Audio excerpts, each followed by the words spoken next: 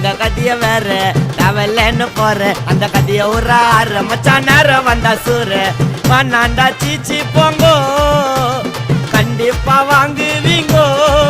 நாங்க ஏடா கூட 88ஐயா